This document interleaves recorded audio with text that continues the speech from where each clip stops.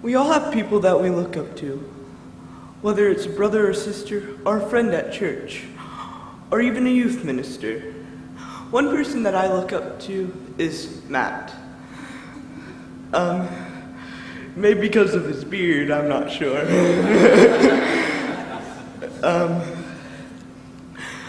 But also it's because he's a really good singer. He's got into All-State twice, which is really hard.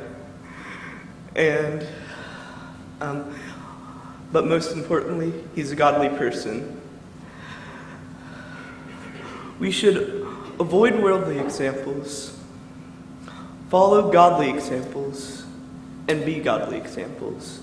My verse is 2 Thessalonians chapter 3, verses 6 through 14. And it's talking about how we shouldn't be idle and we should follow Paul's example whenever he was there and he wasn't idle. And while reading this, I came up with this one thing. Do not be idle, but work hard in whatever we do. Now, my first point, avoid bad examples. So, 1 Thessalonians 6 and 14. In the name of the Lord Jesus Christ, we command you, brothers and sisters, to keep away from every believer who is idle and disruptive, and does not live according to the teaching you received from us. Now 14.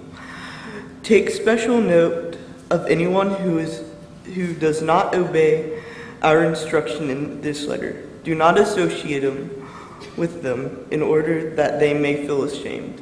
So Paul's saying here that we should avoid the bad examples in our lives, and so we don't start following them, such as in 1 Corinthians 15:33, whenever Paul says, bad company corrupts good morals.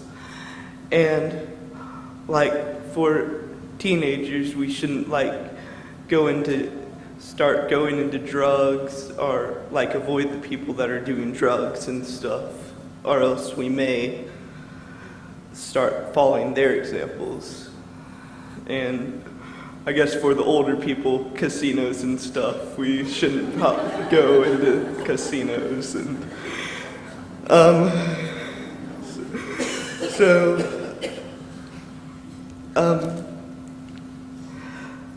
which brings me to my next point, follow good examples, which is 7 through 9.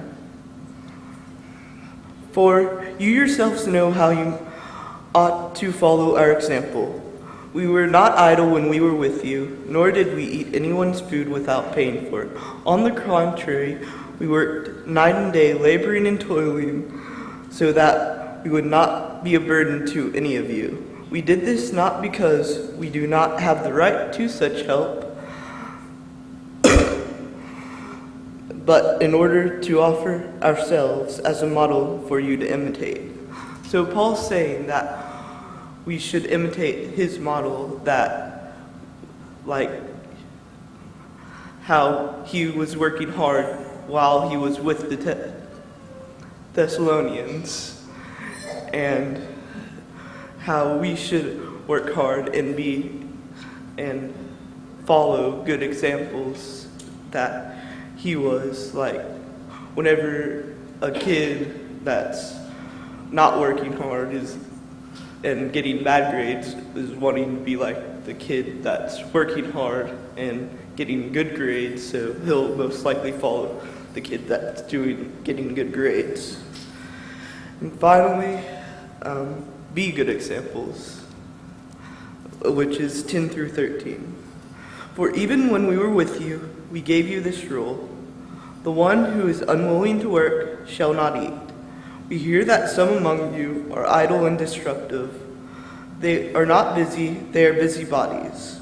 Such people we command and urge in the Lord Jesus Christ to settle down and earn the food they eat.